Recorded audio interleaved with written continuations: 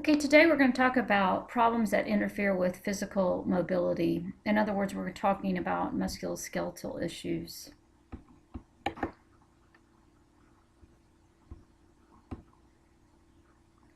So you can see your objectives here.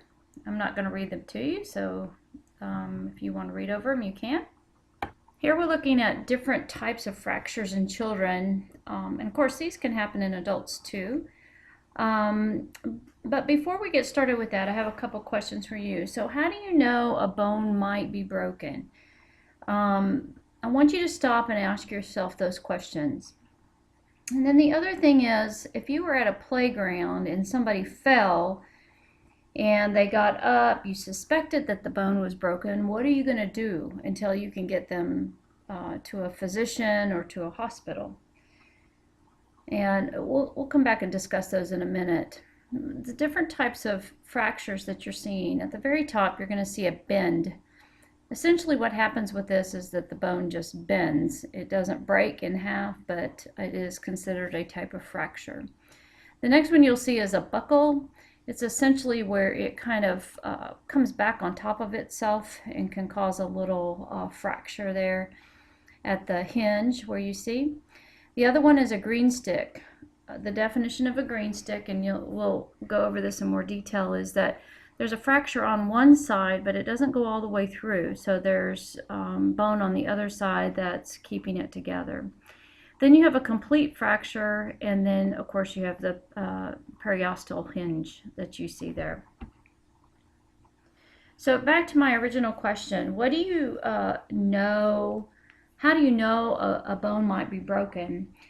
So I hope that you answered pain. You're probably going to see some type of deformity. You're going to see edema. You may even feel crepitus when they try to move the broken limb. You may see bruising. You also may see some erythema and warmth around the area. So if you do find a child with a broken bone, what are you going to do? Well, first of all, naturally you're going to think about airway, breathing, circulation. If you can get vital signs, it's always very good to get a pulse in the broken limb to make sure that the circulation is not compromised. You want to assess their pain, also their level of consciousness, because lots of times when kids fall, they also hit their head. So you've got to be aware that it may not just be a broken bone that you're dealing with, but also a head injury. You want to do a neurovascular exam, so make sure that your cap refill is brisk. You want to make sure that the limb is warm, not hot, but warm to touch, meaning that it's getting proper circulation, including the fingers. If for example, it was an arm, you want to make sure that the fingers are nice and warm, or the toes are nice and warm. You want to make sure that you stabilize the injury. There's a ton of different ways that you can do that. I've seen people wrap up a magazine and tape a magazine to around the limb just to get them to the hospital. You want to elevate the limb if possible. So if you have a pillow close by, or a towel or a shirt or anything like that, try to elevate it. And then, of course, once you get them to a place where you can get them analgesics, you want to do that. Now, you don't want to, excuse me, give them analgesics like Tylenol or ibuprofen before you get there, in case they need to go to the OR, because you don't want to give them anything on their stomach. And then, of course, you need to keep the limb warm. And many times you'll see the children shiver just from an adrenaline rush from the experience. So as we talked about in the previous slide, types of fractures in children, you have a bend, which is essentially a deformation, usually in the ulna or the fibula, and also oftentimes there is a fracture in the radius and the tibia, so that you need to be aware of that. A buckle fracture, it's a protrusion at the fracture site, usually at the epiphysis, and I want you to try to remember what the epiphysis is. Then the green stick fracture, it's a compressed bend, and it makes the opposite side split. And so one side bends and the other side splits open. And then a complete fracture, of course, is where the bone is broken completely through, but many times is held together by the periosteal hinge. So many people don't know where the greatest most common fracture is in a kid, and it's usually in the growth plate, and that's an important thing to remember, because if it's not fixed, then we have trouble later on in life. Bone heals faster in kids than adults because they have a really very thick periosteum, and they have a very good blood supply. If you think about femur fractures, many times those are due to trauma, and then we always suspect some type of abuse, especially if they come in with a spiral fracture. Essentially what a spiral fracture is, it literally looks like a piece of spiral pasta that you would get. And usually it's from a twisting motion. And if you see a spiral fracture, especially in a femur, a red flag should go up related to abuse.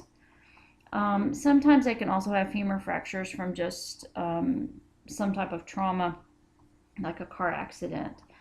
Long bone fractures, don't forget this. When you're looking at long bone fractures like a femur, you're always at risk. Even children are at risk for blood clots and nerve damage. So you've got to make sure that you're doing your neurovascular checks. Most physicians will order neurovascular checks every 2 hours. So you'll go in and you'll do a pulse on that limb, and then you will also check for cap refill and also for swelling. You'll look for whether or not the fingers or toes are warm to touch. And then the last thing we need to talk about is compartment syndrome. And I know that you all have probably heard of what compartment syndrome is. Essentially, there's increased swelling in the muscle, and then you have decreased vascularity because there's so much swelling. Once you have the decreased vascularity, of course, you're not going to have proper blood flow, and because of that, the muscle is not getting enough oxygen. Many times what they have to do is go in and cut that open. They have to do a fasciotomy, and that is a whole nother complex situation. Hopefully that doesn't happen, but I have seen it happen many times. So that's compartment syndrome. This is just another picture of the different fractures, and you just need to know where your fracture line is. So you can have a transverse or crosswise. You can see the second one on the top is straight across. Then you can have an oblique, which is kind of slanted, but it's still straight. Then a spiral fracture, which I kind of already talked about. This doesn't really look like a curly piece of pasta, but when you look at the x-ray, it will look like a twisted type of circular thing. And then you have a comminuted, which is essentially a ton of little fragments in there. Then you, on the very bottom, you'll see segmented, which there are 2 breaks there. You'll see one that's avulsed, where just part of the hinge comes off. Impacted, the torus, you can see in the torus there's kind of like a bulge there. And then, of course, we talked about the green stick fracture. A couple more thoughts about fractures that I wanted to make sure that you knew. When you have a fracture that's a bend, it's usually no more than 45 degrees. And usually those happen from a fall where the child tries to catch themselves. And then also they may have a green stick fracture, and that too can happen from a fall. The other thing that I wanted to remind you is that you can have an open fracture or a closed fracture. If you have an open fracture, that usually means that the bone protrudes through the skin. And when you have an open fracture, of course, that's going to put you at risk for infection.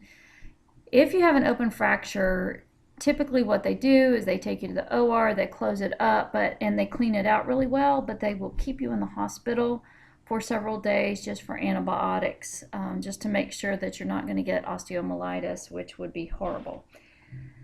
A closed fracture, usually there's not a break in the skin, and those usually can be fixed, and kids can be sent home without any problem.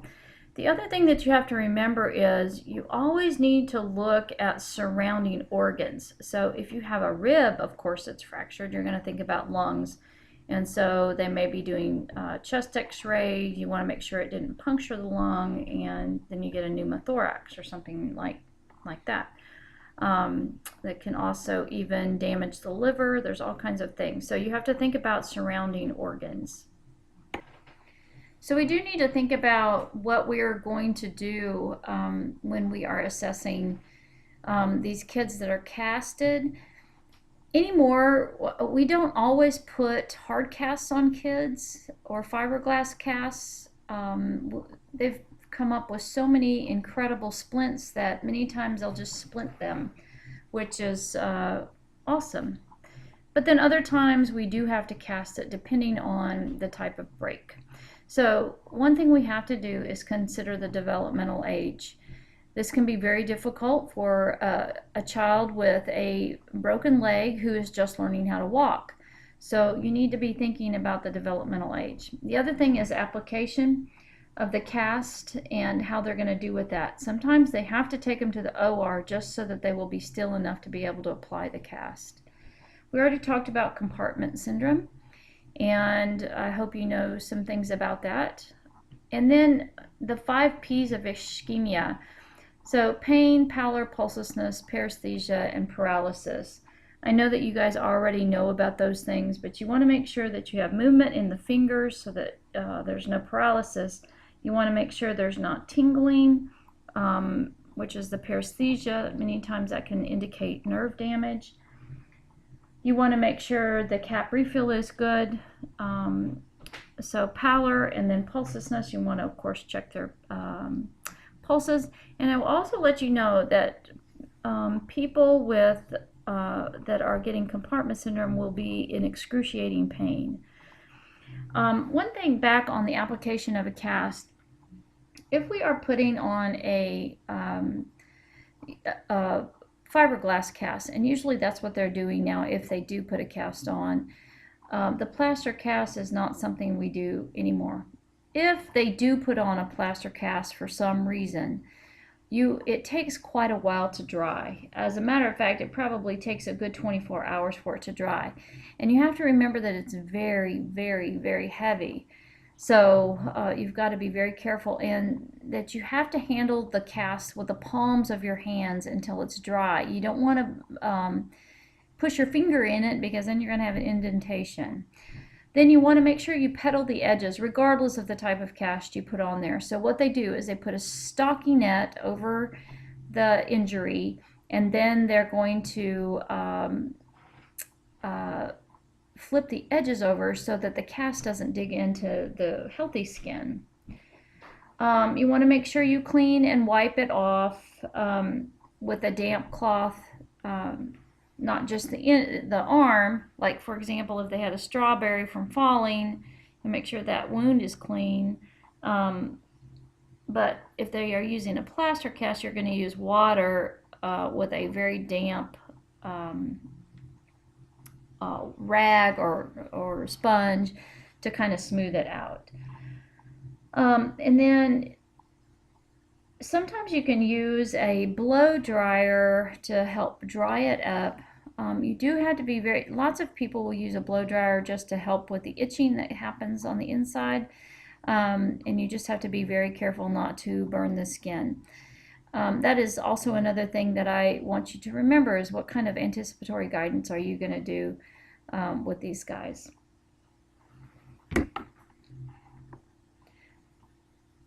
Just on another note, fiberglass casts will often form so quickly that you cannot form them properly. So you have to be really, really quick when you're doing a fiberglass cast. So I want to ask you, what would you do with a child or a kitty cat that has just been casted? Isn't that the sweetest darn picture you've ever seen? Anyway, you want to make sure that they elevate their arm for 24 to 48 hours above the heart, which will prevent swelling. You want to make sure that they can ice it for 24 hours. You want to make sure they're turning every 2 hours, especially if they have a long leg cast on. And when you're turning, make sure that you're supporting the entire body so that you don't end up doing something to their back, especially if it's on their leg. You want to feel for hot spots in the cast. Many times if there's an infection, that heat will radiate all the way through the cast. And that, of course, can indicate infection. You want to make sure that you note any kind of drainage on the cast. Of course, if there is any, you want to circle it with a black permanent marker, put the date on it, and you want to make sure that you circle right around the edges so that we can see if there's been further drainage. You want to make sure that you avoid getting feces or urine on the cast. Now we'll talk about hip dysplasia in just a minute. And those children are going to have a spica cast on. Many times those spica casts, you cannot put a diaper on, and so you've got to be very, very careful not to get feces or urine on them, because then they end up smelling. And then, of course, if you need to teach the child how to do crutch walking, that is oftentimes something that you'll have to do. So make sure that you remember how to do crutch walking back in the very first class you ever had. And then remember, I wanted you to find out what you're going to teach to these families. And one thing I do want you to ask yourself is, or not ask yourself, but one thing I want you to remember to teach them is that they should not be putting foreign objects like pencils and hangers down into that cast for scratching. And the other thing is, have you ever thought about somebody that has a long leg cast on and they can't bend their leg? How are they going to buckle their seatbelt? And so we've got to get the proper seatbelt set up for these guys. So now we're going to talk about traction and why do we use it. So the whole idea is so that we can align the muscle and the bone, immobilize it, and then also reduce spasms. It will also prevent contractures, but the most important things are to align, immobilize, and reduce spasms. So what traction does is resist the response of the muscle, which is to contract, of course. So let's talk about different types of traction that you might see. The first one is skin traction, and listed under there you have Bryant, Buck, and Russell traction. Those are all different types of traction where you have a pulling force with weights, but they usually use like tape or some type of strap or a boot or a cuff to pull. The picture in the middle is an example of that, and I'm going to show you more examples as we go on. Then if you look down at the bottom, skeletal traction is a continuous force with a pin or a rod that's placed through the bone, and then they usually use ropes to attach the weights. And then you see manual traction, which we've kind of already talked about, cast application, and then closed reduction. Going back to skeletal traction, let's talk really quickly. I know that many of you know what cervical traction is, and many times you'll see people that are put in weights just to pull the cervical spine so that it can heal properly. And then if you look at 90-90, what this does is, this is usually for a leg, and there is a pin usually through the knee or the femur, depending on where they can get it. And so essentially you're going to have a 90-degree angle at the hip and then a 90-degree angle at the knee. That's what the 90-90 means.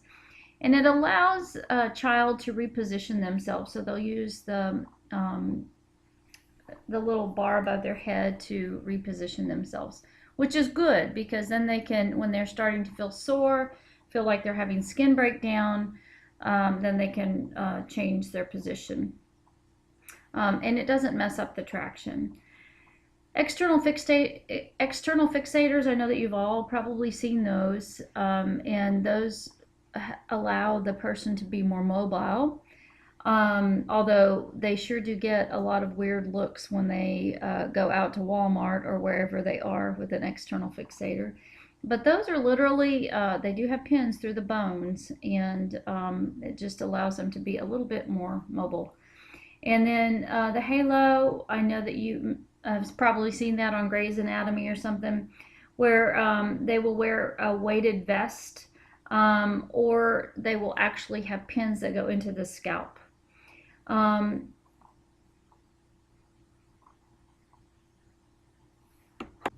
So this is a picture of Bryant's traction. You can see how the child's legs are wrapped with ACEs, and then at the top is where the ropes come off, and then the weights are present. Many times this is used for hip dysplasia of some type.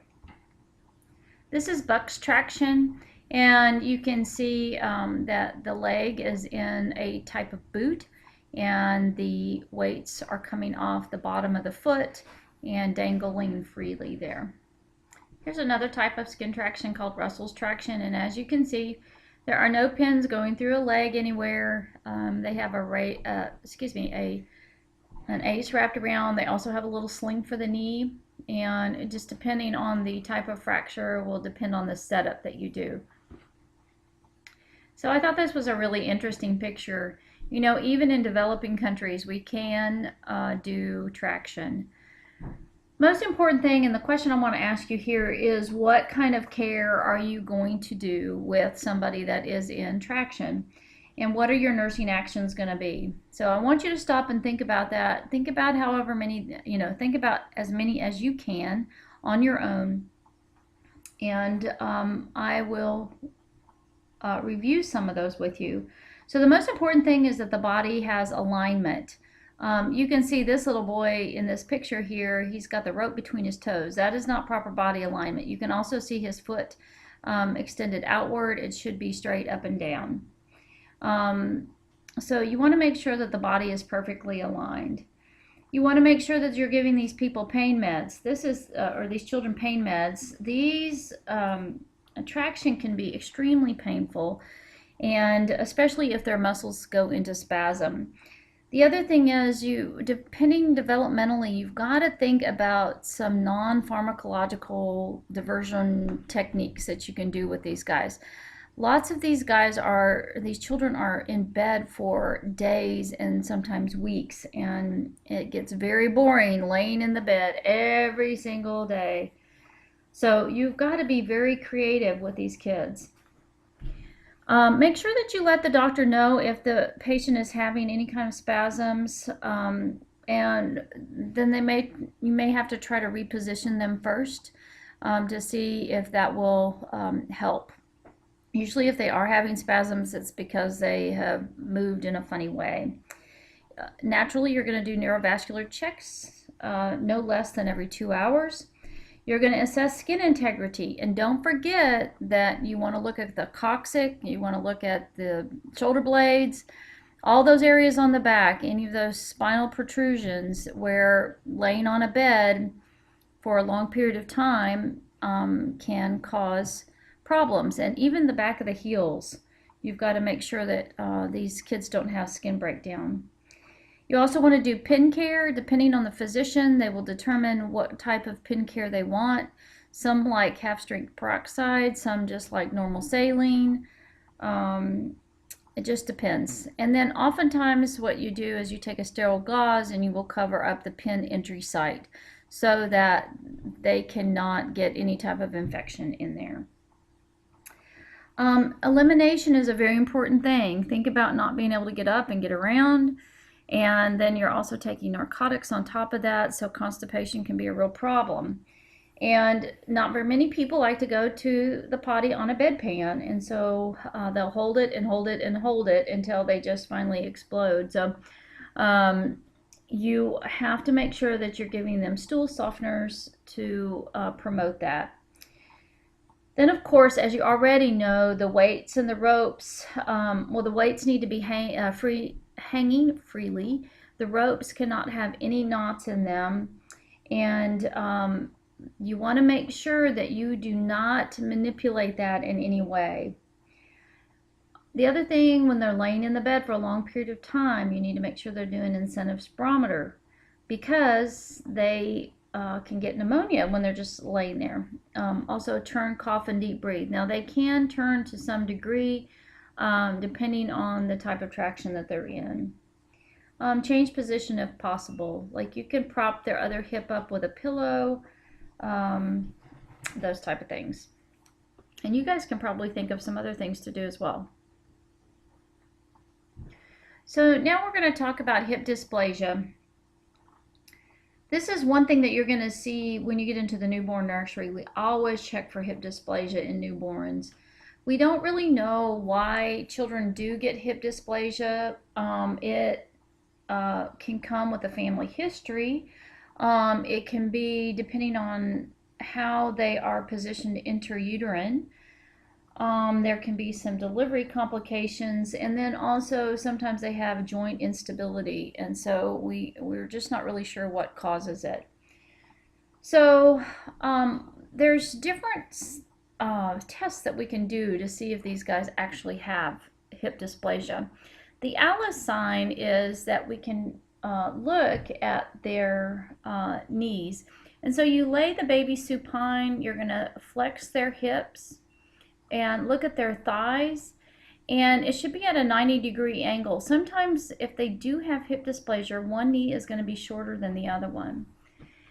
And then you're going to look at the Galazzi sign. I'm sorry, I have a really hard time with that. This is the only time we'll lay the baby on their tummy and we'll look at the their rolls of fat. They should have equal rolls of fat on each leg. I know that sounds crazy. We wouldn't ever want anybody looking at our rolls of fat, but that is exactly what it is. And then we look at the ortolani. Ortolani is where there is limited hip abduction. So remember, abduction is when you're turning the hip away. So essentially what you're going to do is you're going to put your fingers, your forefingers, right along the hip joint. You're going to abduct that hip, and you will hear a pop or a click, or you'll feel it with those fingers. And then we do Barlow's. Barlow's is where you turn the thigh toward the middle. In other words, you're going to do an adduction, and the hip will pop out of place when you adduct it. And then we can look at Trendelenburg with lordosis. Essentially what this is we can just look at a child standing straight up. They will have a curve in their lower back, and then you can even do a Trendelenburg sign. Essentially what this is one leg looks shorter than the other. And then ultrasound, and this is how we determine whether or not they actually have it. If they are younger than 2 weeks old, we will, younger than 4 weeks old, we will do an ultrasound. If they are older than 4 months old, then we will go ahead and do an x-ray on their hips. So you're looking here at a child with hip dysplasia. There's a couple ways that we can deal with this. One thing, they'll put them in a Pavlik harness or a spica cast. A spica cast is essentially a cast that goes all the way up to your waist and all the way down to your toes, and they will keep a bar in between. If they're a newborn to 6-month-old and they have a really difficult time keeping those hips in place, they will try these 2 different techniques. With the Pavlik harness and of course with the spica cast, the one thing that you've got to do is look for skin integrity issues. Especially with the Pavlik harness, you're going to have to undo those straps. And then oftentimes when they're growing, we're going to have to adjust the straps. So we may have to adjust them, once a week, sometimes every 2 weeks, depending. excuse me. Then if they're a little bit older, we can send them home and do a home traction, and then possibly a closed reduction once they're old enough. And when they do a closed reduction, then they're going to, of course, have a spica cast, which can be very hard because if you can only imagine your child's legs being separated with a bar in between, trying to get them in, carry them, trying to put them in a car seat, it just makes it very challenging. Let's see what else I need to make sure you know. If they do Bryant's traction, which is the one that you've seen on the right-hand side, they will put the hips at a 90-degree angle, and then they will try to lift the booty off of the bed. Now, it doesn't look like these hips are at a 90-degree angle, but that child probably needs to be moved down a little bit so that they are at a 90-degree angle. And they will keep them in this traction until they can do further either surgery or put them in a cast. Next thing we're going to talk about is clubfoot. We really don't know what causes it. Sometimes it can be from laying on it funny inside the womb. Now, the way we determine whether or not this is a severe clubfoot is if we can pull that foot back to align it without any resistance. So lots of times when they're in utero and they've been sitting on their foot funny, if we pull their little foot out, it will all they'll will need is some physical therapy, and we teach the parents how to do that. Now sometimes it's so severe that we will have to do surgery on these kiddos. So here are the different types of feet issues. So the varus is the inversion of the foot. In other words, it's an inward bending of the foot, and you've probably seen that. And then the valgus is an eversion or an outward bending of the foot. Then you see the equinus, where the toes are lower than the heels, and they have plantar flexion with this. And then the calcaneus, where the toes are higher than the heels, and they have dorsiflexion. And many times what we will do is we will see this on ultrasound while the baby is still in utero. So as I mentioned before, clubfoot can happen for different reasons. I already mentioned the positional, so intrauterine crowding. Then you can have syndromic, which means that there may be some other anomalies. In other words, the child has some type of syndrome. And then the other one is congenital. It can be idiopathic. We don't know really why it happens. So the treatment goal is to do a painless stabilization of that foot. And so when we say plantigrade, we essentially want that foot back to where it should be. So we can do a series of casts, and what we do is we bring them in. We'll cast them every 2 to 3 days for up to 3 weeks. And the reason why we cast them, we'll take one cast off and put another one on, is because we change the angle of that foot. And then once we hit the 3-week mark, then we only have to do it every 1 to 2 weeks. Or we can do surgery. Sometimes they need a heel cord release. In other words, their heel cord is really, really tight, and they have to have that snipped so that they can actually release their foot. They can also do an osteotomy. Sometimes they have to remove part of the bone. And then they also may need to do a fusion, where they have to fuse the bones together. Or sometimes they have to do a tendon lengthening, which is kind of like a heel cord snip or a release. So anytime you have a syndromic or something that looks like a syndrome of some type, naturally you're going to look at other parts of the body. For example, you might want to look at kidneys to make sure their kidneys are functioning. You want to look at the heart, make sure the heart doesn't have any kind of anomalies in it.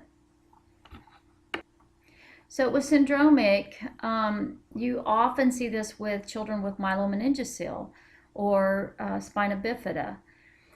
The other thing is it may be congenital, where there's a wide range of rigidity. In other words, it can be really, really rigid, or it may not be so rigid, depending on how they are able to put their foot down.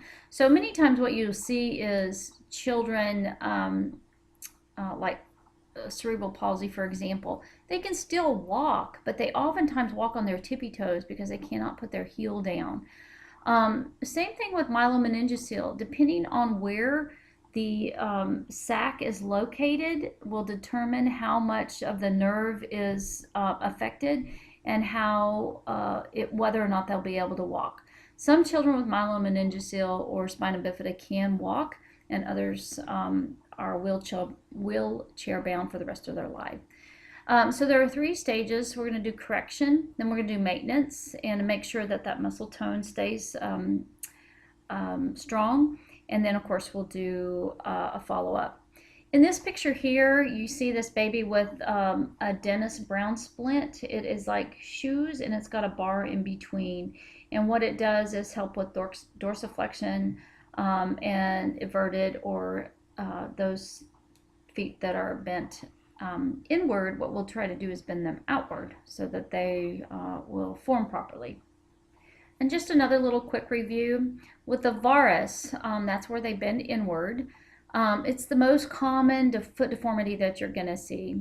You don't have to know all of the different flexions and the 3 types. You don't have to know that. But I do want you to know that you can do gentle manipulation and physical therapy with these kids. And oftentimes we'll send them to physical therapy for the first time, and then they will teach them how to stretch that foot so that it will move properly. If it is a little bit more severe, they will do a series of manipulations, casting, like I told you, the 1 to 2 weeks up to 6 to 8 weeks. And so the other thing is they may need to use corrective shoes or orthotics. And these rarely require surgery. So it just depends. The varus is hopefully something that they can do with physical therapy. So now we're going to get into something a little bit different. This is a congenital skeletal defect called osteogenesis imperfecta. And you have probably seen these children around. Essentially, this is called the brittle bone disease. There are several types of it, but essentially, these guys have fragile bones. Their bones fracture very easily. The other thing that's very interesting is they have blue sclera, and they oftentimes have hearing loss. They may also have discolored teeth. Their teeth also are very short and little. So we have to make sure that we give care to protecting them from fractures, because they can just fracture a bone just from walking. And so this is one thing that we're going to have to do a lot of anticipatory guidance with the family. What we do with these kids is we give them biophosphate therapy with IV pamidronate to promote density. This is the same thing that we're giving people, older women, for osteoporosis. So we are giving it to these little children with osteogenesis imperfecta, or OI. You'll hear people call it OI. So the whole idea is to prevent contractures, muscle weakness, malalignment, and of course fractures. This is an autosomal dominant malformation or genetic problem. A couple things that you will also need to know is that these guys will have, oftentimes they'll have bowed legs. They may have some kyphosis and scoliosis with it. And so you ask yourself, what should I teach these parents? Of course, you're going to teach them that low impact play is all these kids can do. You've got to make sure that they're going to follow up with their medications. They oftentimes will go to physical therapy to keep them from getting contractures. They may have to wear splints or braces. We want to keep these kids meeting their developmental milestones, so we still need to help them do that. They will also be very short in stature as they grow. And of course, they may need surgery to help with any kind of bone deformities that they have. They may get osteoporosis, and if they are casted for a long period of time, this happens because they're not using their bones. Remember that osteoclasts are laid down when you are using your bone. The way we diagnose this is we do a bone biopsy, and many times it is very shocking to the parents. And lots of times we don't even know they have it until they are born vaginally and they have 2 clavicles that are broken, or they have an arm that's broken, or a leg that's broken just from the vaginal delivery. Some things that you need to know about the biophosphate therapy with the pamidronate is that there are some adverse reactions to this. And so you've got to look at their potassium. They will have low potassium. They will have low magnesium. They will have low calcium and low phosphate. So make sure that you're looking at their lab values. So here is a picture of a child with OI. You can see the blue sclera. You can see those hypoplastic teeth. There's a little gentleman there that it looks like an adolescent now who is wheelchair bound. And then oftentimes you'll see multiple deformities with their limbs. So the next thing we're going to talk about is an acquired skeletal defect. This is called leg cave parese, or LCPD. Essentially what this is a necrosis of the femoral head, and it could either be one head of the femoral bone, or it can be both, just depends. Usually affects children between the ages of 2 and 12, and primarily boys between the ages of 4 and 8 years old. Symptoms are these kids come in and they're just limping, and sometimes they will also complain of knee pain or hip pain, and they have a limited range of motion with that hip. So our goal with these guys is to, of course, eliminate the hip irritability and restore adequate range of motion for them. We don't want the bone to collapse naturally, and we want to make sure that femoral head has time for healing. So what we do with these guys is we put them on strict bed rest. Once we feel like the femoral head has gotten better, we will do some active range of motion with them. We'll have to do some abduction with them. Many times they'll have a brace for a while, maybe sometimes casted, sometimes traction. Usually with the physical therapy we can do pretty well with it. And then of course it's going to be a non-weight bearing, completely non-weight bearing until this femoral head heals. The way we diagnose it is through hip and pelvis x-ray, or we can do an MRI on them. So what causes this? Well, trauma can cause it, and that's usually what happens. The other thing you have to think about is anytime you're dealing with bone, you can have coagulation issues. And so you have to be thinking about blood clots. Sometimes these guys, if it doesn't heal properly, will have to have a hip replacement. We can give them NSAIDs for pain. And then, of course, as I already said, we'll do non-weight bearing and, of course, rest. And as you can see on this picture, the one on the left-hand side, you can see where that femoral head has started to necrose. We don't know the etiology. We do think maybe trauma or some kind of inflammation. They're going to have pain on rising when they wake up in the morning or after certain activities. And as I already mentioned, they're going to have hip pain. They may have thigh pain or even knee pain, and then limited range of motion. So the next musculoskeletal dysfunction that we're going to talk about is called SCFE, or slipped capital femoral epiphysis. Essentially what this is where there is a spontaneous displacement of the femoral head out of the growth plate. And this can happen for a number of reasons. It's more often seen in boys, and especially in obese children. That's really where it happens. The other times that we might see this is if the child has hypothyroidism, hypopituitaryism, renal failure, or chronic renal failure rather, and low levels of sex hormones. And that's where the obese children come into play. You know that obese children have low levels of the sex hormones. So this happens shortly before or during the accelerated time of puberty, and they will complain of hip pain. They cannot, they limit, I mean, excuse me, they'll come in limping. When you ask them to turn their toes out, they'll have some knee pain, and it can cause some avascular necrosis. So that's why this is a real issue. And the only time it resolves is once the growth plate closes.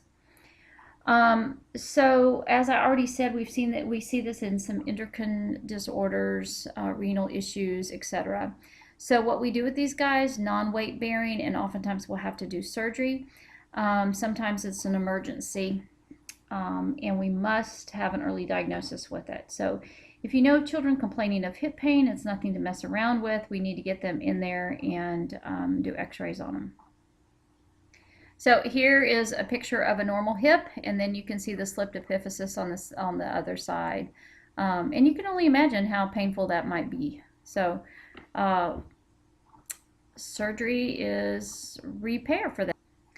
So some other things that we can have with children: kyphosis, lordosis, and scoliosis. Naturally, you would probably associate kyphosis and lordosis with older people, and scoliosis with younger people. But there are children with kyphosis and lordosis, depending on whether or not they might have some kind of genetic disorder. Scoliosis is another thing that I would like to talk about more in depth. Before we do that, let's talk about kyphosis real quickly. That's the convex curvature. It can be caused by tuberculosis, chronic arthritis, any kind of compression fracture that you might have. It is postural, meaning when they grow up, they're going to be slumping over. And you note it mostly once they've grown a little bit. And it's treated with exercises, with shoulder and abdominal exercises, and then also bracing. Lordosis is a curvature in the lower back or the lumbar area of the back. Secondary to trauma, it can be idiopathic. It can also be caused from different syndromes. Often associated with a contracture of the hip, scoliosis, obesity, skiffy, and then hip dysplasia. And it's treated with weight loss. That's what we try to get them to do. And then also exercise and bracing. So let's talk a little bit more about scoliosis. That is, of course, a lateral curvature or spinal rotation, usually in the thoracic area. It's essentially a hypokyphosis. Many times we can see it as an infant, but the most of the time we see it as a juvenile or adolescent, and usually during their when they're going through puberty, when they're doing a lot of growth. There's usually no cause, but it can be associated with some neuromuscular things, conditions. And so what we want to do is we want to look at them undressed. We want to look at their shoulder height. Then we want to look at their scapula to make sure their scapula are equal. We also want to look at their hip height to make sure that they are equal in height and also aligned properly. Sometimes we have to do genetic testing with these if it's very severe, and especially if it's an infant. Make sure that you look, when you're looking at the asymmetry, you're going to look just at their scapula, but also look at their ribs. You'll see one side of their ribs is higher than the other. You need to look at their shoulders. Sometimes one shoulder is going to be higher than the other, or their hips, one will be higher than the other. And their clothes just don't fit right. Like one leg will be long and have to be hemmed, and the other one is short. So their clothes just don't fit right. We screen this in pre-adolescence, and then we watch them very closely as they're going through adolescence to make sure that they don't have a curvature. Anything greater than a 15-degree curvature needs to have an x-ray and probably referred to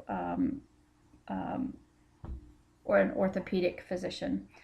So what we want to do is also the Adams test, and I want you to remember that. That is where we ask them to put their feet together. We ask them to bend over and try to touch their toes. You don't want them to go all the way down because then you can't see their head, their back. Ask them to tuck their head in, and then you can see the height of their shoulder blades. That's called the Adams test. You're going to measure the amount of rotation with a scoliometer, and then, as I said before, if it's more than 15 degrees, we'll want to send them for x-ray and then to orthopedics. So here is a classic example of how you would do the Adams test. So how do we deal with kids with scoliosis? And what is the gold standard? The gold standard now is to brace them. We try really hard not to do surgery on them. The thing about it is these children many times have to wear these braces for at least 23 hours a day. They get 1 hour break and that is it. They even sleep with them. So as you can only imagine, compliance is really difficult. They do, because they're in adolescence, are going to have body image issues. Then they can, the different types of braces that they have, there's a Boston brace or a Wilmington brace. Essentially it's plastic. That's what this little guy has on in this picture below.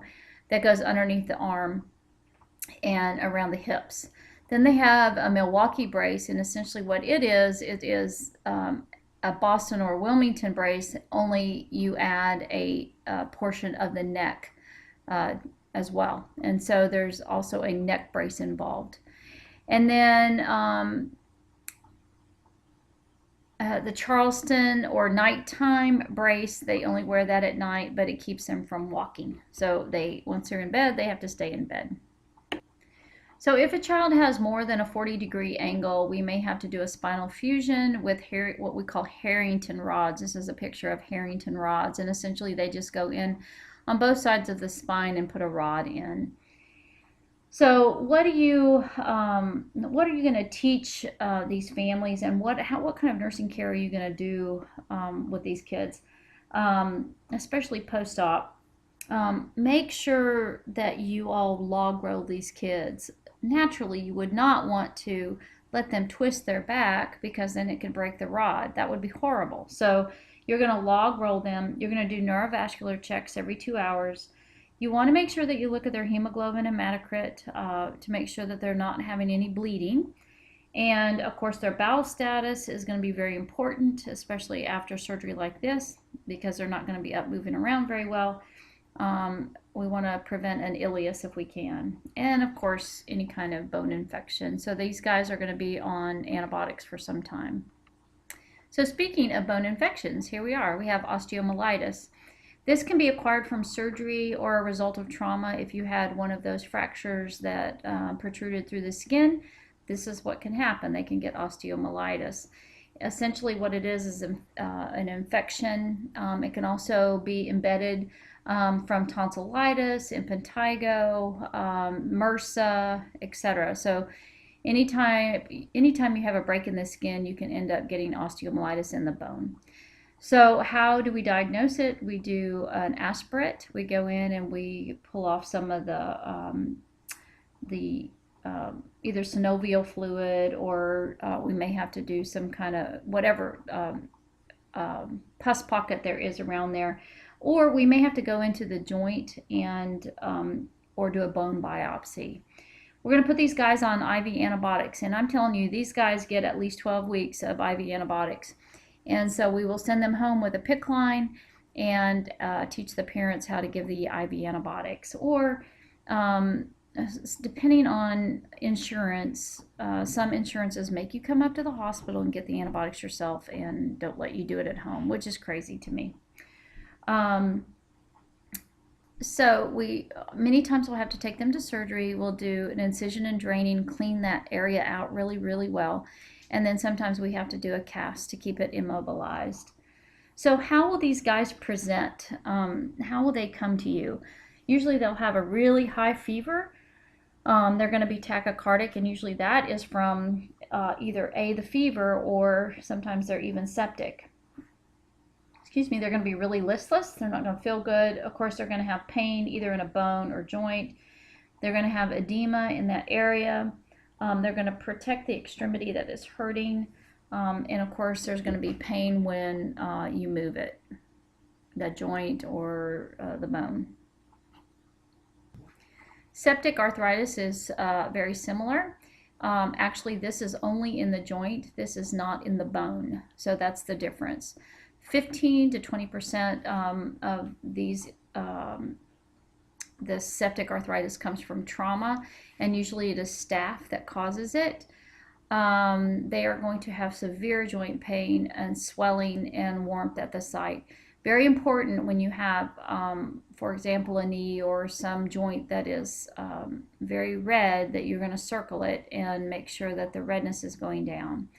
The way we diagnose it is we're going to aspirate some of the fluid around there, and then we're going to start them on IV antibiotics, just like we would with osteomyelitis. We may have to do surgery if there's a foreign body, like a piece of glass or something in it that caused the problem to begin with. And then, of course, we're going to give them pain medicine or do some type of pain intervention for them. So the next thing we're going to talk about is JIA, which is juvenile arthritis. It's actually, the new name is juvenile idiopathic arthritis. It is essentially a chronic inflammation of the synovium, and eventually the cartilage is going to erode, and that's what causes the pain. And so we think it's an autoimmune disorder that just causes inflammation of the joints and maybe even other organs.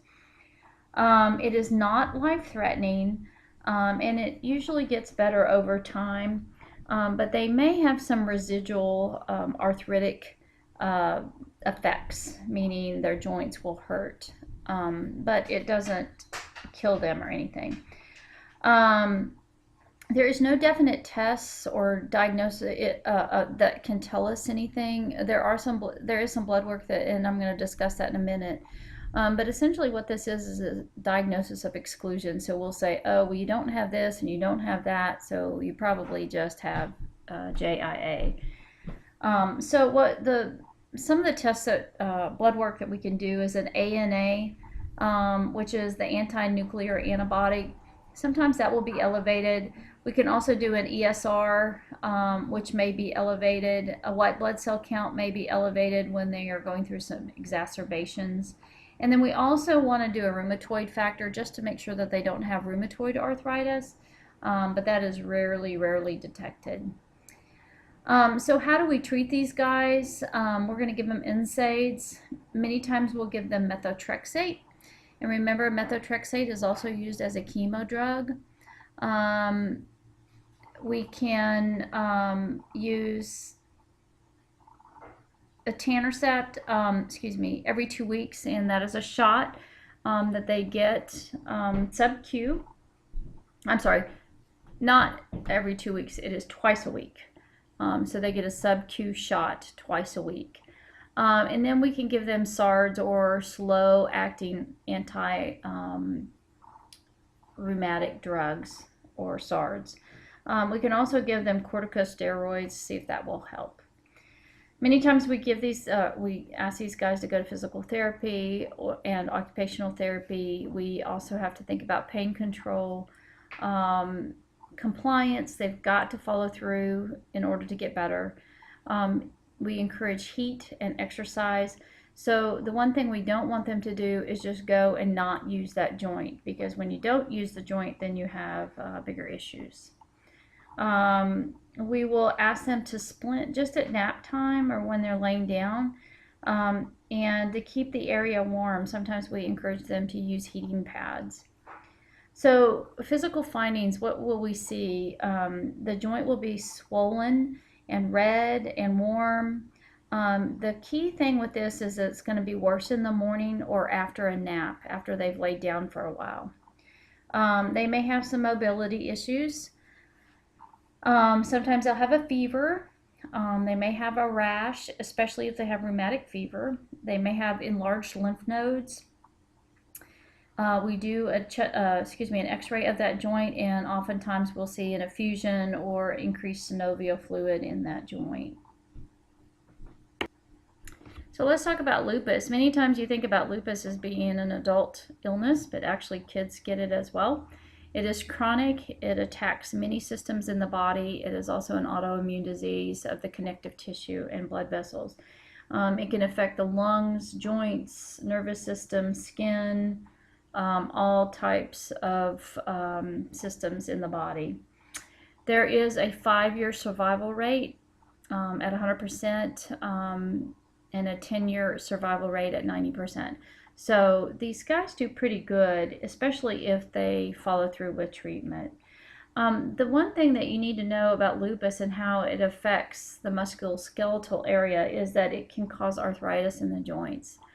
The cause, we really don't know what's happening. They think that it may be an interaction of genetics with some type of trigger, possibly ultraviolet light, estrogen, pregnancy, different infections, different medications that we are giving somebody.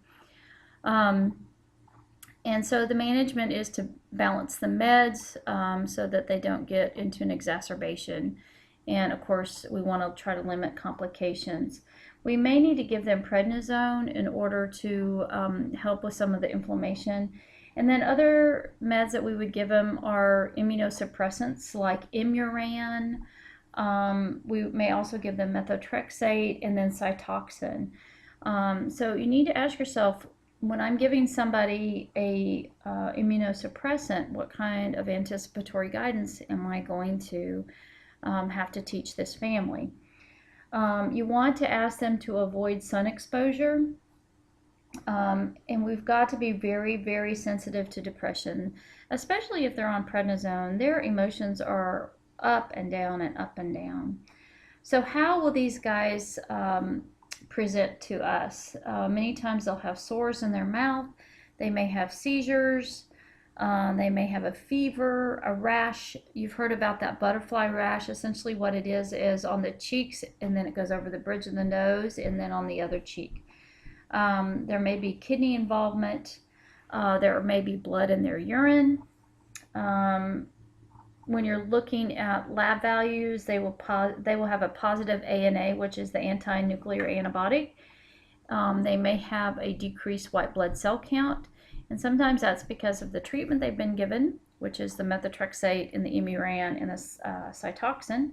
And then they also may have a low platelet count. So we've got to make sure that we're teaching these families to look out for infections, etc. So now we're going to talk about cerebral palsy, oftentimes referred to as CP.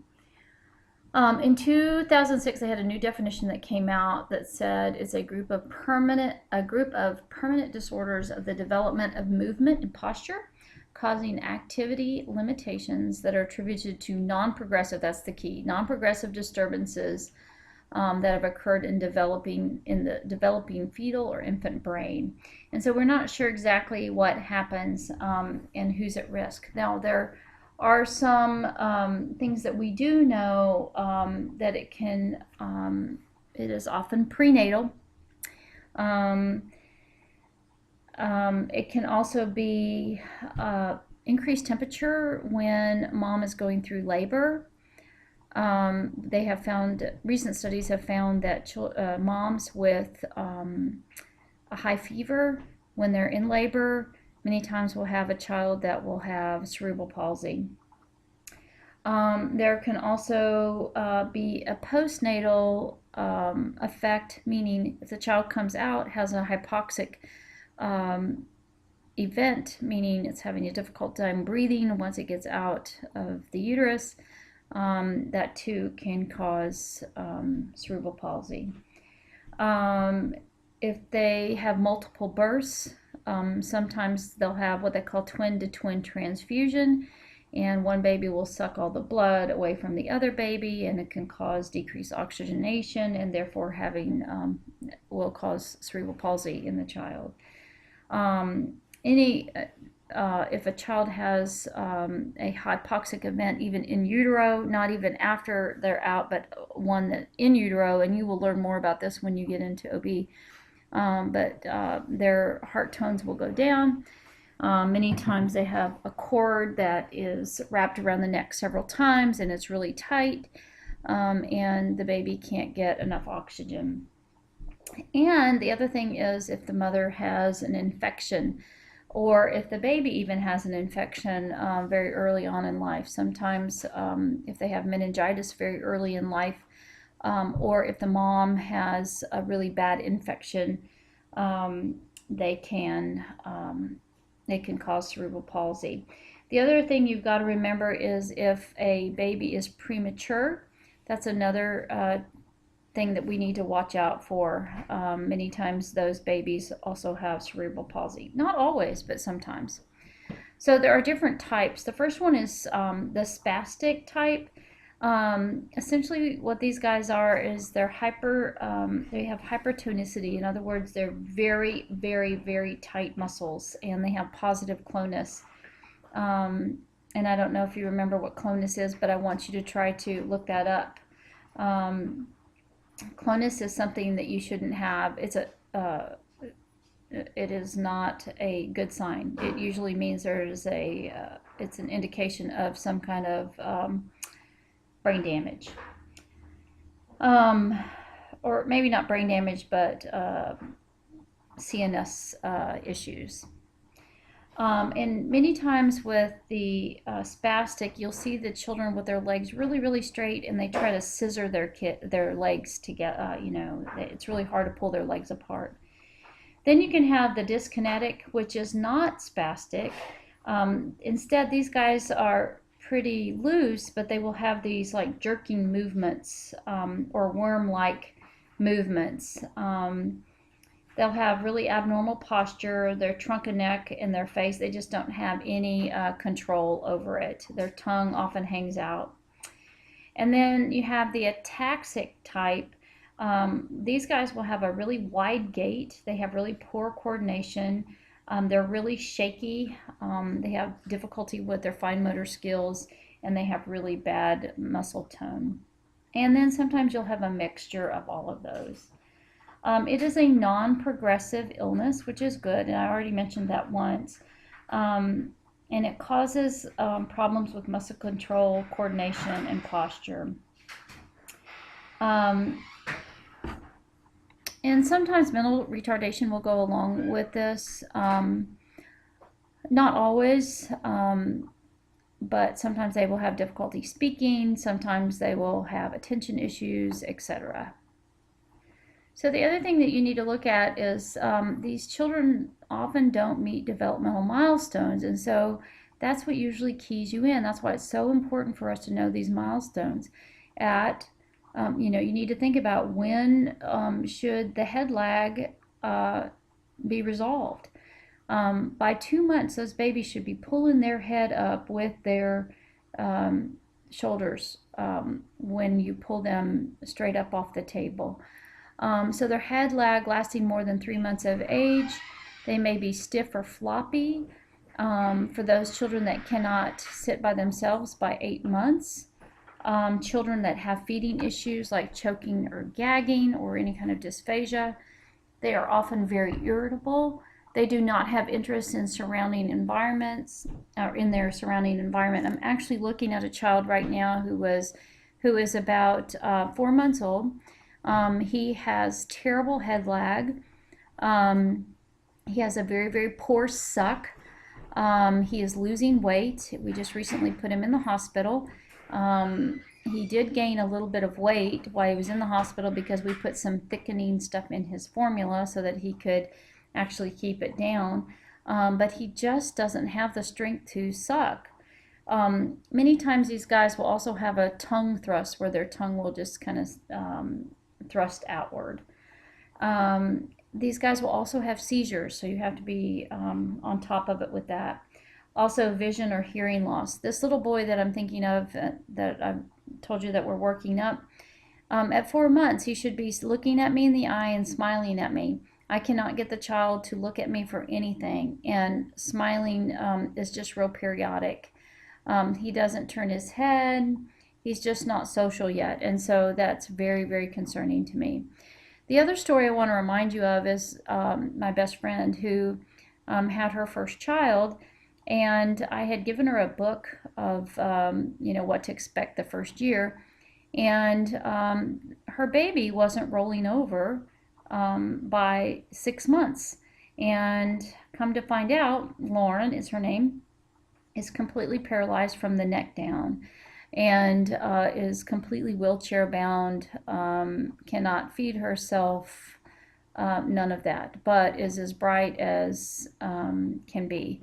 As a matter of fact, she just flew to California with one of our nursing students who is going to be her caregiver for the summer, to work at Joni Erickson's.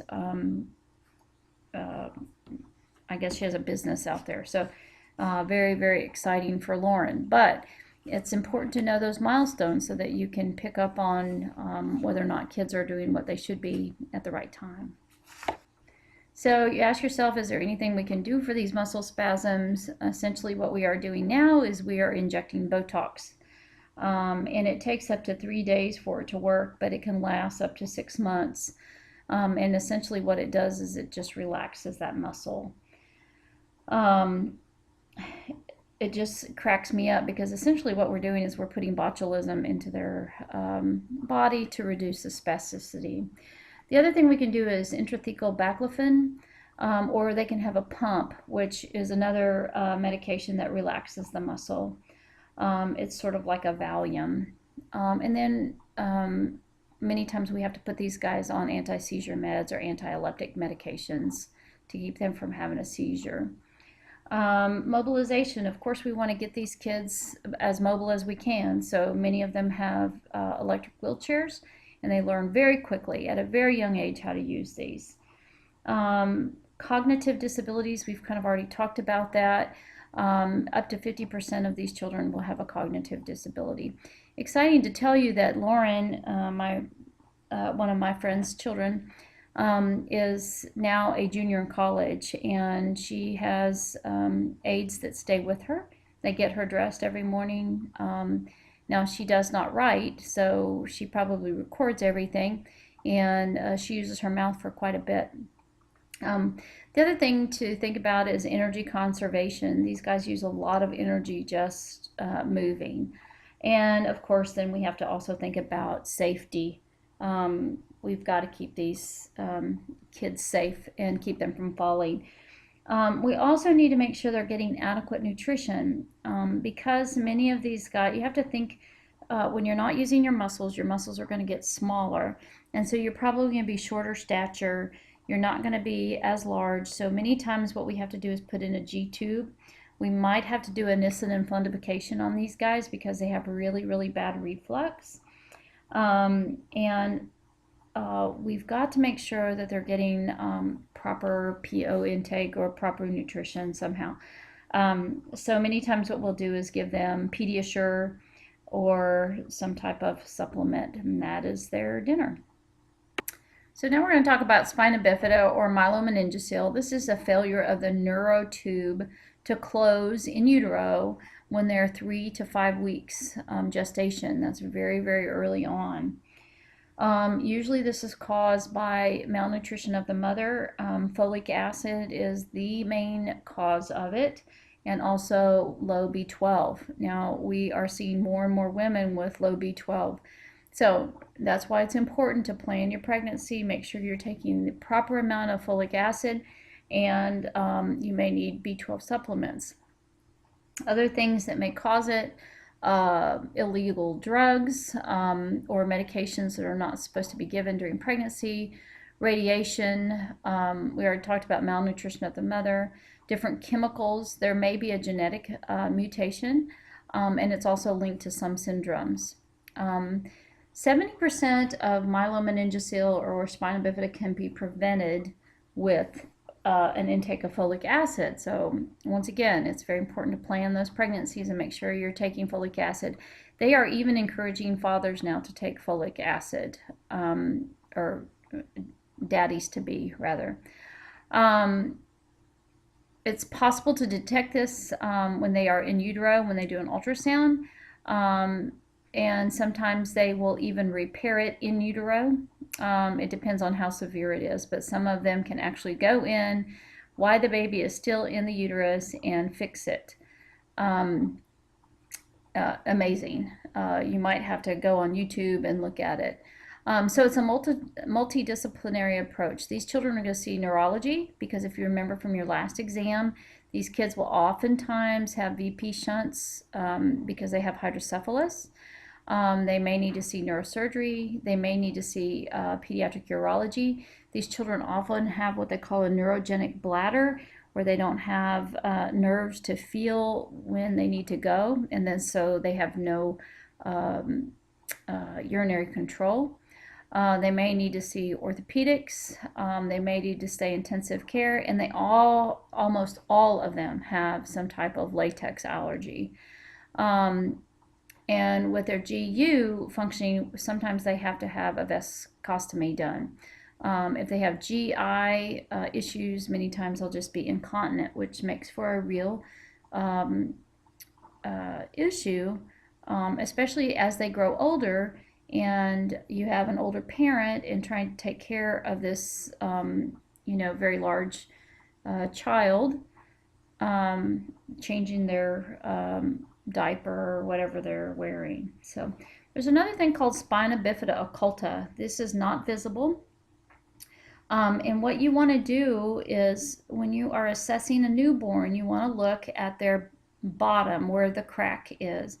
If they have a dimple there, and especially if they have a hairy tuft, what they call a little tuft of hair right around a dimple, you want to look for a spina bifida occulta. Essentially what this is it started out to be maybe it wasn't going to close up and it finally did. But they can also have just a hole there that goes straight through. So you have to make sure that you're doing a good assessment on their back. So if it's a meningocele, there's a sac with spinal fluid and the meninges in it. If it's a myelomeningocele, there's going to be a sac with meninges, spinal fluid, and nerves. So make sure you know the difference between those. And then the other thing is we'll do what we call an AFP or an alpha fetal protein test on the mom between 16 and 8 weeks of pregnancy. And that can, if it's elevated, it will tell us that the child probably has a neural tube defect. If it's lower, it can often indicate that the child has Down syndrome. So we do look at the AFP screening. We also do an ultrasound on these mamas. We can do an MRI once they get out, or a CT once the babies are out of the uterus, to see how much of the cord is involved. So once the baby is born, we're going to deliver this baby by C-section, and we are going to cover the sac. Be very careful not to rupture the sac, and we're going to cover the sac with moist normal saline, and we're going to keep it moist every 2 hours. And then of course we're going to watch for leaks from the sac. These children are also going to be on antibiotics, and they will have surgery within 24 to 48 hours. This is just an example of a picture with the spina bifida that you can see. A sac can be much, much larger than that, and sometimes it's just an opening in the back where there's nothing coming out. So just an example there for you to see. The next disorders are referred to as SMA disorders or spinal muscular atrophies. The Hoffman disease is a progressive weakness of the skeletal muscles, and these children get weaker and weaker and weaker as they get older and older. They do a genetic analysis of fetal cells in the maternal blood to see if they definitely have this diagnosis. And essentially these children are going to die from respiratory infections or respiratory failure because they just don't have the skeletal muscles to maintain. And then you'll see the Kugelberg-Wieslander illness. That is also a muscular weakness and secondary to motor nerve degeneration. So these guys are also going to have muscle atrophy. You will see it happen within the first year of life. They may live for quite a while, but they do have issues getting around. Now, this is not like a muscular dystrophy. This is a muscular atrophy. So now we're going to talk about Duchenne's. This is a muscular dystrophy. It's the most severe form. There is a positive family link. Usually if one sibling has it, then most always the other siblings have it. It is male affected. It is an X-linked, it comes from the X-linked chromosome. Most of them will achieve developmental milestones very early in life, and then they start to get weaker and weaker and weaker as they get older, more like adolescents. We do genetic blood work. Oftentimes they'll do a muscle biopsy if they can't detect it any other way. There really is no treatment for these guys, and essentially what happens is they go into cardiac and respiratory failure. The one thing that you've got to remember is these children are perfectly normal until later on in life, meaning around adolescence, and then they start getting some weakness. They might present with an unsteady gait, fatigue. They may have some lordosis. Eventually their motor skills are going to go away, like kicking a ball.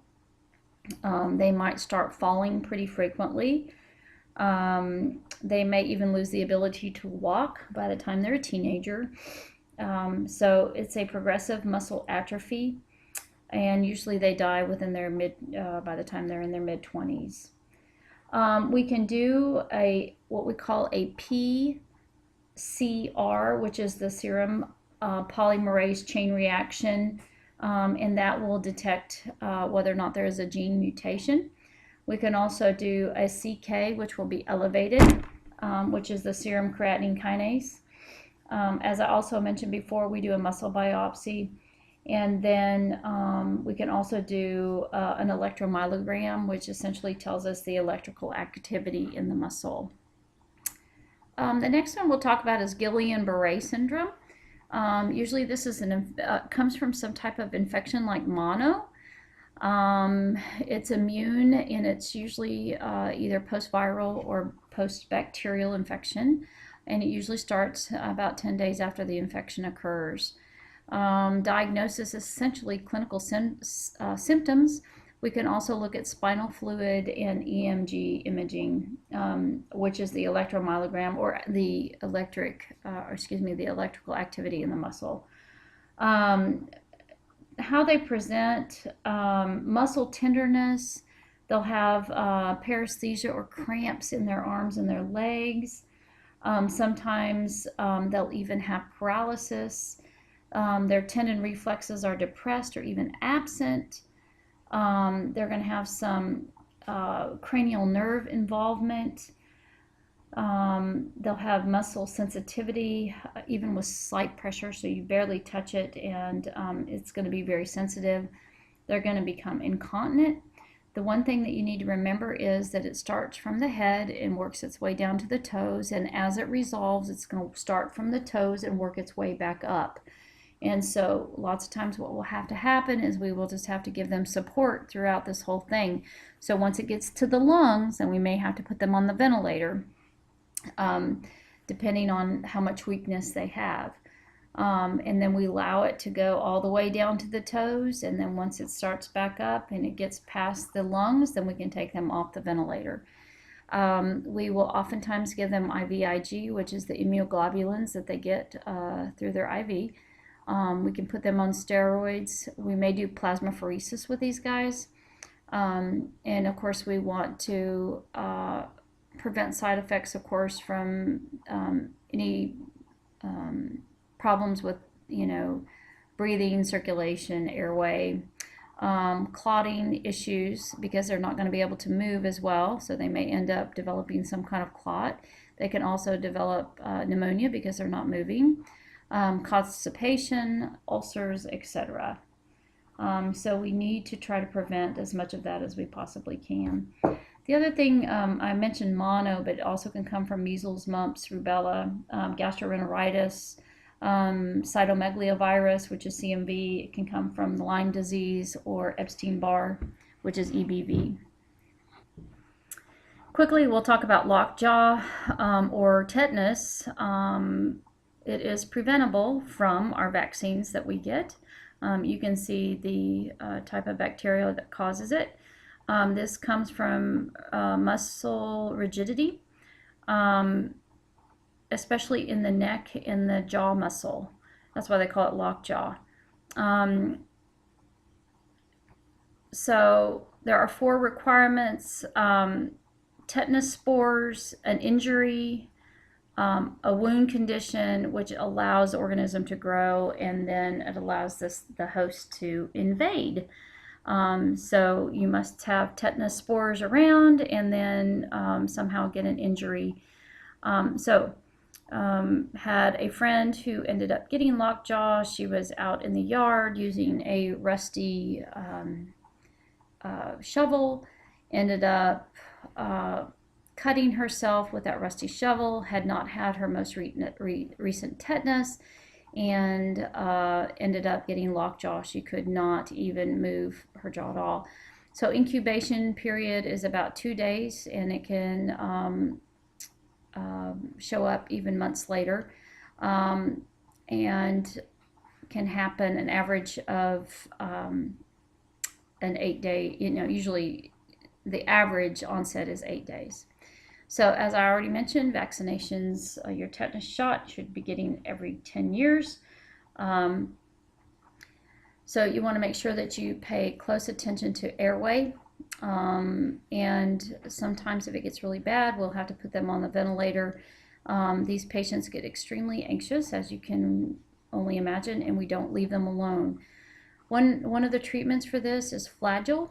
And if you remember what Flagyl does, or what the side effects are from Flagyl, you cannot drink any alcohol. So when you are teaching these patients about Flagyl, not even mouthwash, they will get violently ill with it. So you've got to make sure that you teach them about Flagyl. When I say violently ill, I mean like they vomit and vomit and vomit, can't quit vomiting. So the last thing we're going to look at is botulism. Botulism comes from colostrum botul, whatever it is. You can see the name of the organism. It comes from contaminated foods, and we can give an IV antitoxin. Now, I will tell you that children that have honey before age 2, or Karo syrup before the age of 2, can get botulism. That's why we discourage honey and Karo syrup before they're 2 years old. You've got to make sure that you're cooking their foods very, very well. You've always heard of the dented can and how that can increase the risk for botulism. So make sure that if you do have a dented can of food, that you cook it thoroughly. Make sure it comes to a boil and is really hot, so that you can make sure that you destroy the botulism in it. So infant botulism, usually there's a weakness. They have no deep tendon reflexes. It says no common food, but it may be honey. That's why we don't allow children under the age of 2 to have honey. There is a treatment. It will give them IVIG even before we get the confirmation from the lab. The recovery is slow, but there is a good prognosis if we get it caught early enough. That's all I have for musculoskeletal. If you have any questions, please give me a call.